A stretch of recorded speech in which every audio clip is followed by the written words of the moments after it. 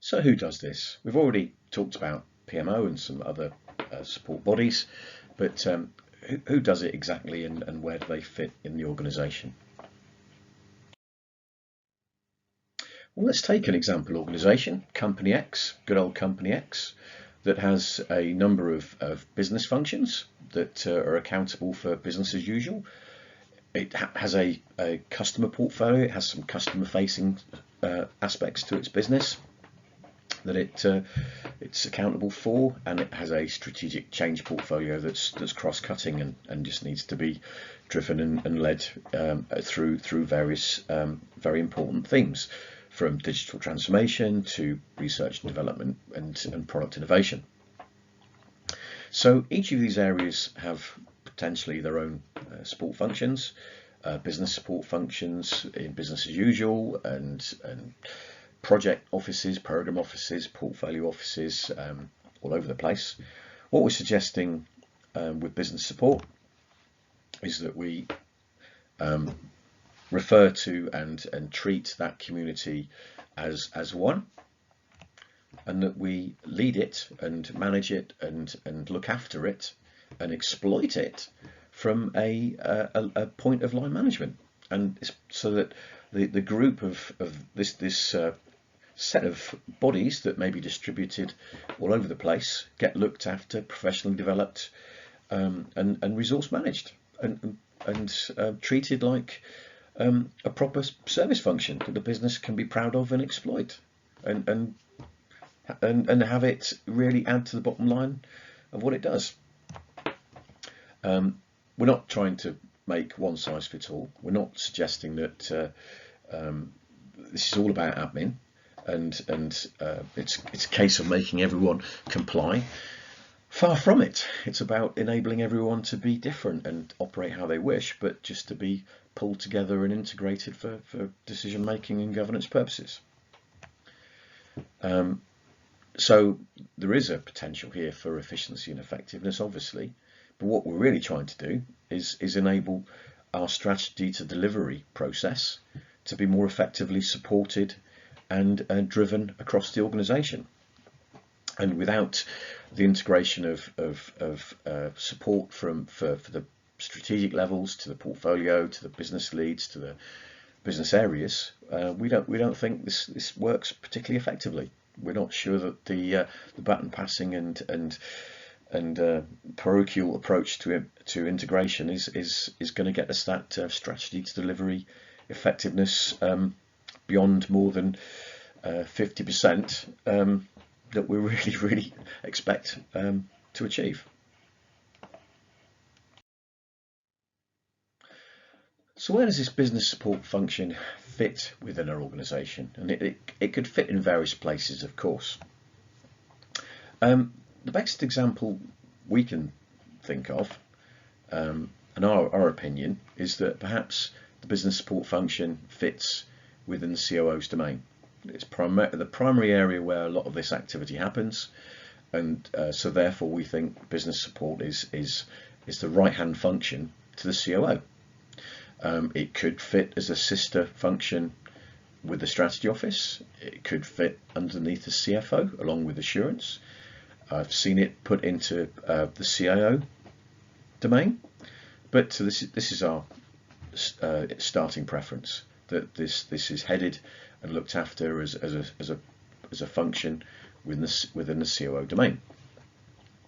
So it's a proper service function with its own objectives and targets, which we can manage it against. It's accountable for performance, just like any other service function is.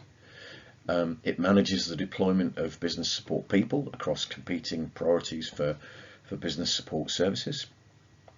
And most importantly, it maintains the corporate governance agenda and the cadence for the organisation, enabling it to align strategy to delivery and back again, and add a huge amount of value to the organisation by so doing.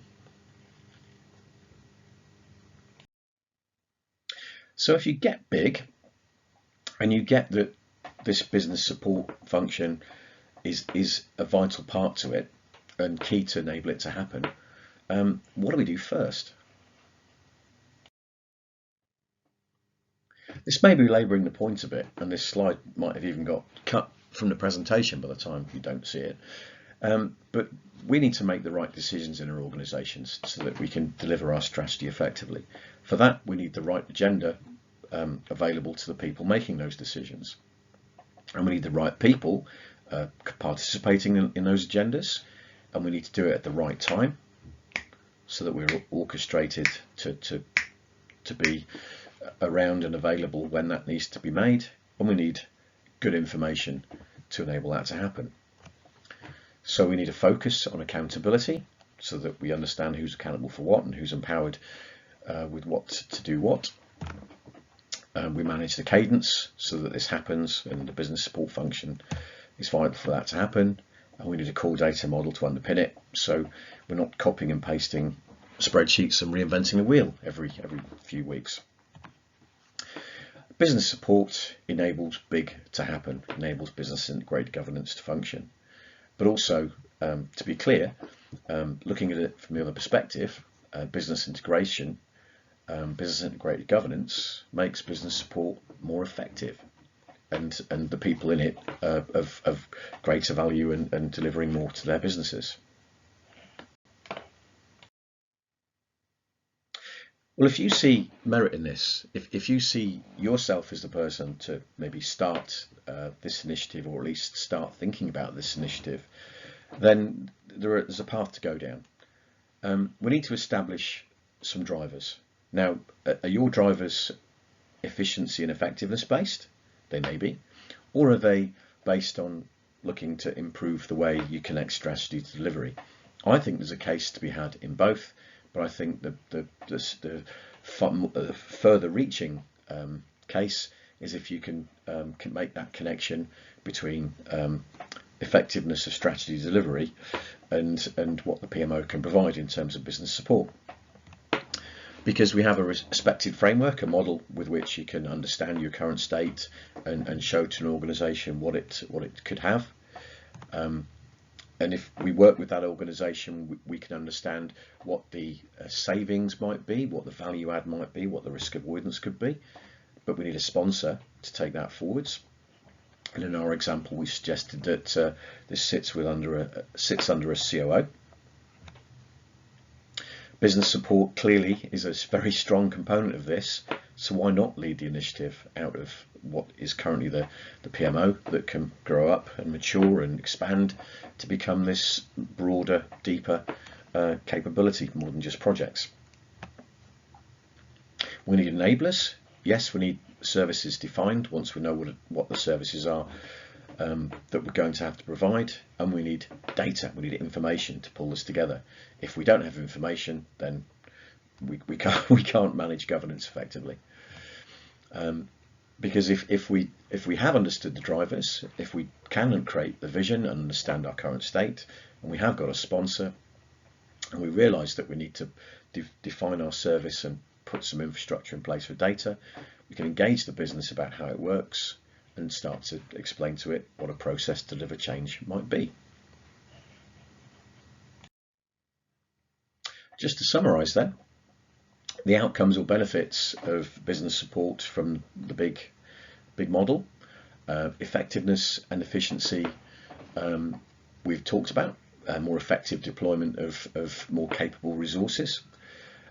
We've also talked about the ability to set up KPIs which show the effectiveness of the service provided, which become more possible if there's a more accountable service that's looking after a number of support offices, which can build its KPIs to show that it's delivering value.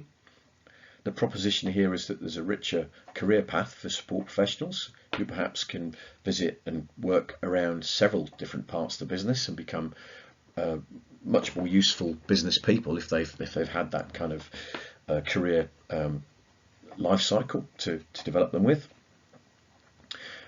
The expectation is that there's less need for wheel reinvention, that we can reuse service definitions and processes and standards and tools across the business more easily and deliver better practice by having a coordinated approach to support.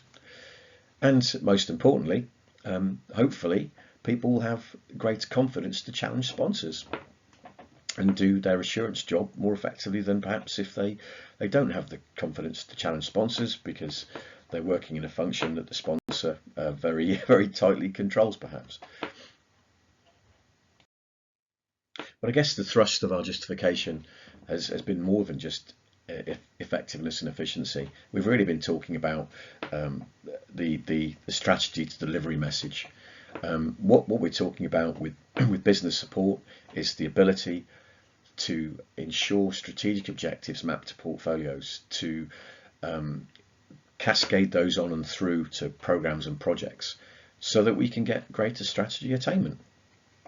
And we are looking to coordinate more effectively between our business as usual management teams, the product teams that work with them, to make sure that we effectively prioritize between the different calls on our time. So we do what the business wants, not what I'm feeling like I should do now.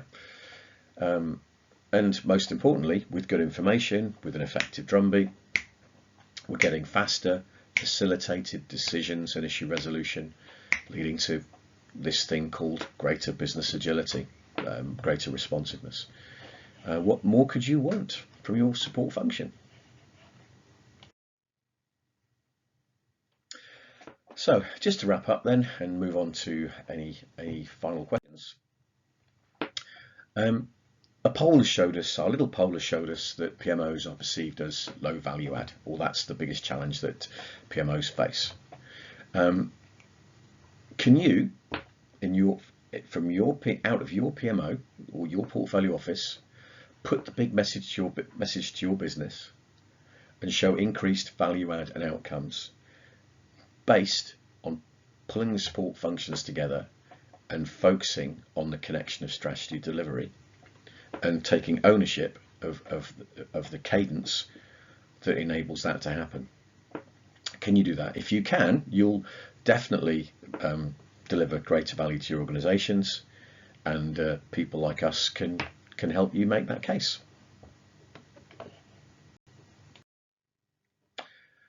So thank you for your time. Some links here to have a look at if you would like to know more.